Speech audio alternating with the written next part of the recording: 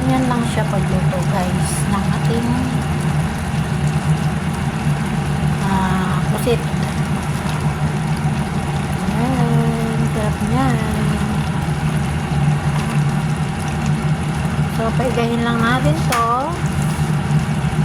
at tapos na yung ating lutong adobong pusit.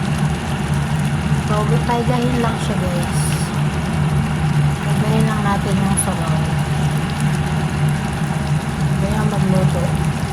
Ito siya ng laurel at saka syempre hindi nawawala yung sili, isang malaking sili, isa lang nilagay ko. Yun, hiniwa-hiwa ko lang siya. Tapos paminta, inisa ko lang siya sa bawang at sibuyas. Lagyan ko siya ng konti suka, gano'n. Tapos nilagyan ko ng Knorr seasoning powder. Ayan. Tapos halukayin mo lang siya guys hanggang sa matuyo yung kanyang sabaw. Gano'n. Lagyan ko siya ng asukal at asin tsaka Knorr powder seasoning. Yan siya pagluto ng ating adobong pusit. Ayan. Minix ko siya yung maliliit. Tapos yung malaki, iniwa ko na lang siya. So, ganun na magluto guys. Sarap-sarap nito guys. Matamis-tamis na maanghang. Malapit na siyang maluto. Malapit na yung kanyang sabaw. Ano lang.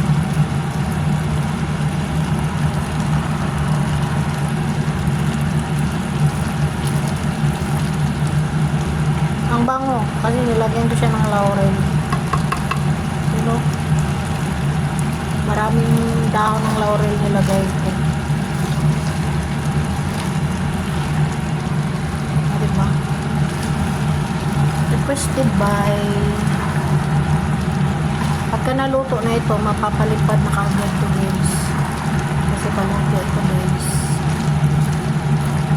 So,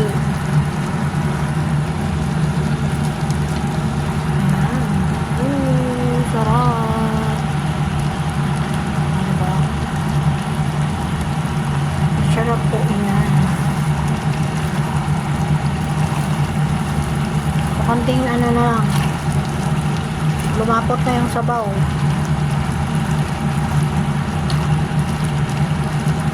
Ganyan, diba?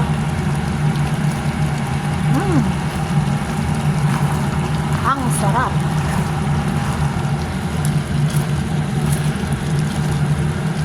Yummy, yummy.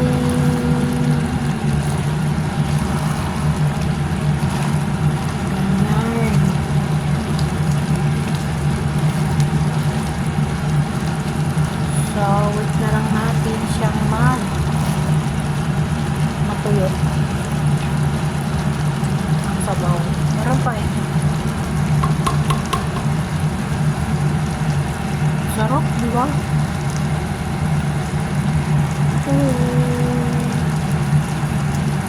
Ayan lang natin.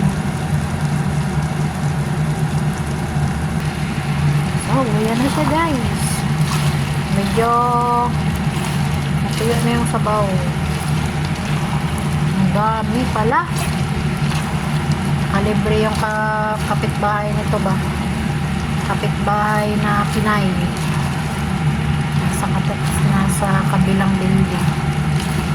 Bibigyan ko siya nito. Ayan. Malapit nang maluto. Konti na lang sabaw guys.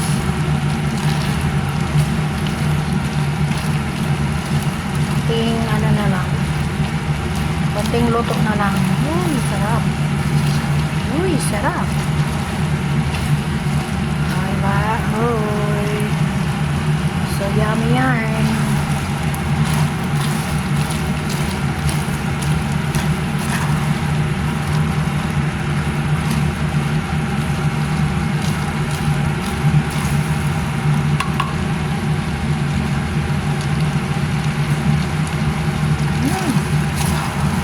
Ang sarap guys, na maanghang, na naglaban-laban yung tamis anghang.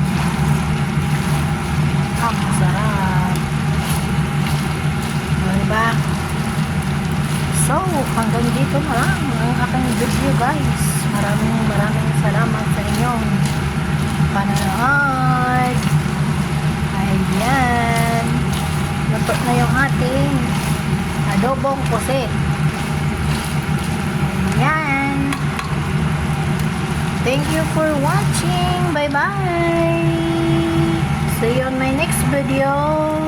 Bye.